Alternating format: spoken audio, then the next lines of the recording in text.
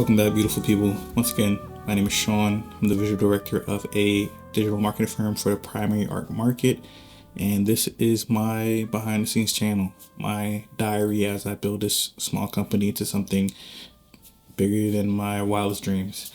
And I take you along the ride with me. The tea that I'm drinking is a shade-grown green tea. I did some research and allegedly or apparently this specific type of green tea is really good for people that have ADHD or ADD. It has a certain chemical that lets you stay longer in a focused state, and it's become a kind of a cheat code for me when I need to get work done. So this video is a little bit different. This channel, like I told you in the first video, is an intersection of music and art. And since I haven't done anything on the artistic side because it was the holidays, Christmas, and the New Year's Eve, I've been just with family. I've been in big family mode, just focusing on that and not worrying about anything creative at all, really. But I think it's a great time to talk about something that really matters a lot to me, and I think really relevant for this time. We're going to talk about music in the physical form. Over the past 2 years, I've been collecting physical media, specifically CDs. I am a music lover since a very young age. I've always loved music. My parents used to tell me when I was young as 3 years old, they would see me pretending to be a DJ by having two boxes together and a piece of stick and acting like I'm scratching a record player. So it's critical that I have music in my life. And over the past, I would say 15 or 10 years, my music consumption has primarily been streaming music. You know, when I got my first Apple Music subscription, like most people, I still have Apple Music, but I wanted to be more intentional with my music consumption, especially in my personal space in my home. And we're going to talk about that reason, right? So I'm of the belief that our everyday life for the average person in this modern time is living a very flat life, a life without a lot of texture. I would even say that we're living a life that is getting more and more flattened by forces that this is not the video to even go into, but wink, wink, social media, wink, wink, large tech companies, etc., etc. So me personally, I hate that, and I don't want that type of life. I've always wanted that dynamic, rich, stimulating life. Maybe the YouTube algorithm put the bug in my ear, but I've been seeing a lot of people with their own music setup, and the go-to for most millennials, which I am, is a record player and some records, which is great. Big physical media that you have to put on a record player. It just looks really cool, looks really romantic to do and cinematic. And that's what attracted me to that. So I've always had a record player, and I got some records that I bought and some records that I got from my dad. But I did some thinking, and I wanted something a little bit more easier, a little bit more accessible. Records nowadays are really expensive. They're getting more expensive by the day, which is a good thing because it means that physical media in record form is coming back, right? For decades, it's been dead. Now it's pretty popular, especially for those major album releases, which I'm really happy about. But me, this isn't just a thing that I want to do occasionally when the mood is right or when I have time. I want to lower the friction for me to play physical music. What I decided on was a happy medium for me is CDs. CDs are perfect in my opinion. It gives you that tactile interaction with music. It allows you to exercise your agency in a way that is in this world and in the physical world, and it's more convenient than a record and a record player. You can rewind, you can store more of them, you can have a lot of them in one CD player, and they're more affordable. It's a perfect medium for me. So I've been collecting CDs over the past 2 years, building up my collection, but I don't buy just any CDs, and that's what we're going to talk about today. Music lover, that's overall the main reason why I'm collecting physical media, music in the form of physical media. Another thing that speaks to someone like me and how my brain is wired is that I suffer from object permanence. Yes, I'm a baby. It's crazy. Now, what's object permanence? And it's most common in newborn babies, where if an object is in sight or is in view of the is in sight by the newborn, and then you put it behind your back or a wall to that newborn baby, that object no longer exists anymore. For me, it's very subtle. It's not as extreme, but for me and a lot of people like me and who has similar brain wiring, if we don't see a thing over time, that thing slowly fades away into the abyss of our mind. It could be anything: notes, car keys, clothes, sometimes even people. I'm sorry. So, to combat that, I like to have as many things visible as possible, actually in eyesight as possible, so I don't forget them, so I can hold them and they can continue to persist in my world and be a part of the fabric of my universe. That's another reason why physical music is a really important thing for me. Lastly, physical music is something I own. We're increasingly finding ourselves running into situations with streaming services where we wake up and realize that we don't own any of this stuff. And if you love something and you want to revisit something, it might not be on those platforms that we frequent anymore, which is a problem. With my CDs, I own them forever. No one can take them away from me, right? And if I wanted to, I can rip the music from them and put them on an iPod or MP3 player because I own them. With Netflix, App Music, it's frequent, very frequent that these platforms, they remove a movie or a TV show. And on Apple Music, the artist can say, hey, I don't like this version of the song, and they'll change the version of the song, which I hate. So very easy fix. No changes. I own the stuff. I don't have to worry about it. So that's why I'm doing this. Now, let's get to the fun stuff. Let me show you some of my collection. And I'm going to tell you my thought process of how I'm building this collection, so you might get inspired to do it yourself as well and realize it's not that hard, and there's a lot of value there.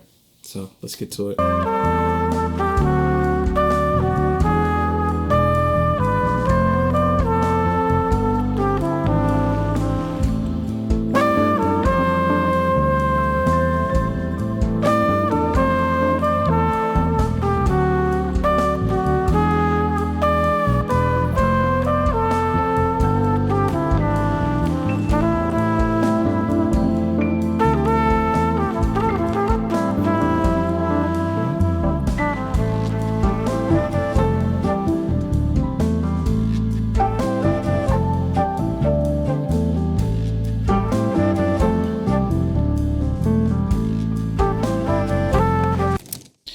This is my Brookstone Acoustic Clear 3 CD changer.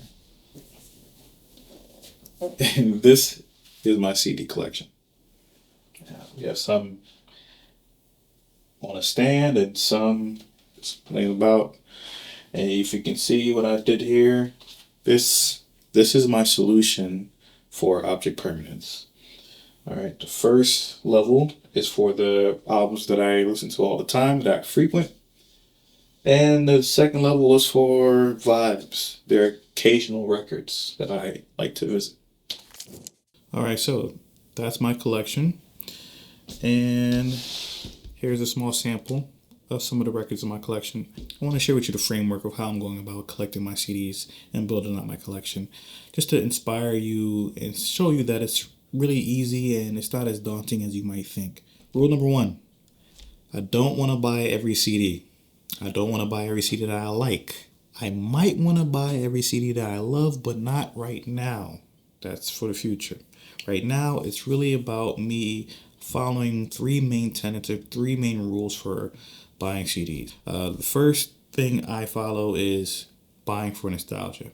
That's probably what you're going to do when you first start collecting your physical media. That's what most people do when they buy CDs, is buy CDs. They buy records that they loved when they were younger or heard when they were younger. That's the first approach. With that, those albums are usually in abundance. So you can find them very easily on eBay, Amazon, at your local thrift store for very, very cheap. Now, rule number 2.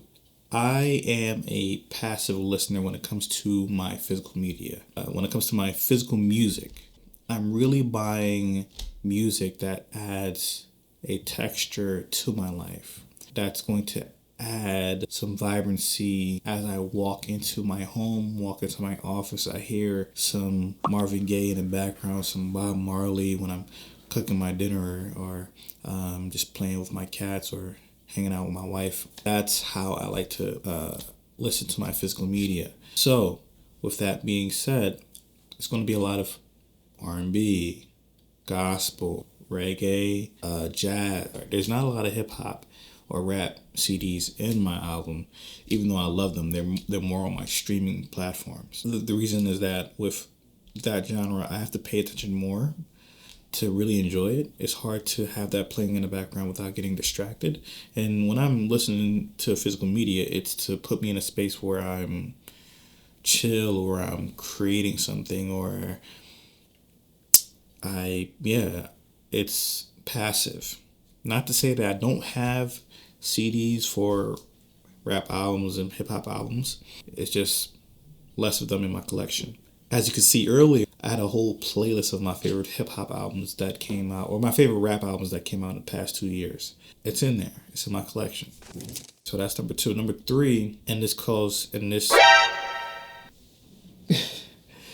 number 3, my light just went out. And this calls back to the rap and hip hop, is that I do listen to mostly hip hop actively on streaming services, and I do like to buy CDs or buy records that I feel like is history unfolding. I like to buy CDs that feel like I'm witnessing a moment in time that is marqueed by an album. It's instinctual for me. I feel it when I'm listening to it. If I'm obsessing over it, if I'm seeing a lot of discussion around it, I'm probably going to click the buy button on that CD. Yeah, no question. But that happens less often. So if you're following me, then you probably see where I'm going here. You probably see where I'm going with the music that I'm buying and how it's not as daunting as you might think. Let's start from the beginning. The music that is for nostalgia, it's records that are omnipresent, that are in abundance, that has been circulating for a long time. So you can either find them very affordably on eBay or Amazon or your thrift store, or you can find them in your parents' or your grandparents' attic or basement. It's easy. Number 2, the CDs that I do buy that are modern, it's rare for me to buy a lot of them because I don't love a lot of albums enough for me to buy them. There's not a lot of albums that I think is making history or is something worth collecting for historical purposes. So once again, it's not a lot that I purchase in that sense. With those 2 things in mind, that allows me, while following those 3 rules, to build out my collection at a pace that makes sense, for me, that aligns with me, that makes sense for my pockets, and honestly probably would make sense for you as well. And I love it. It's super easy. So let me show you what I'm talking about. We have some R&B. We have some jazz. We have some gospel. Some more R&B. Babyface, classic. More R&B. More R&B. Prince. Prince is his own genre. Respect. More R&B. More R&B. But listen, like I said, I do got them. I keep them on me. Paper Trail, classic. Black Album, classic. Come on. I'm not playing around. I think this is a nice balance of consumption. The reason why I wanted to talk about this today, because if you're just like me, you're probably feeling what I'm feeling. This constant flattening of our life's experiences, of the everyday life that we live, the life that is being outsourced on digital platforms that we only interact with on a flat screen. It doesn't feel good. It doesn't feel rich. It doesn't feel alive. So to combat that, I think more people should buy physical media, and buying CDs or buying records is a great place to start. I promise you, once you get into this, once you start collecting your collection, you start my way or you figure out your own way, whatever you do, you will likely see an immediate increase in your quality of life. There's going to be nuggets of time, there's going to be patchwork added to your life that makes you feel elevated and lifted and more tactile. And just the agency of selecting music that you want to listen to is firing neurons in your brain that makes you feel like you are living. You won't regret it. I promise you. So go get some CDs. But yeah, I told you, if you have your own collection, let's talk about it. I told you this was going to be a different video. I just had this on my heart to share. If you like this video and you like this style of video, please let me know in the comments below. Please like and subscribe if you haven't already. Once again, my name is Sean. This is Diaries of Your Art Dealer, and I'm out. Peace.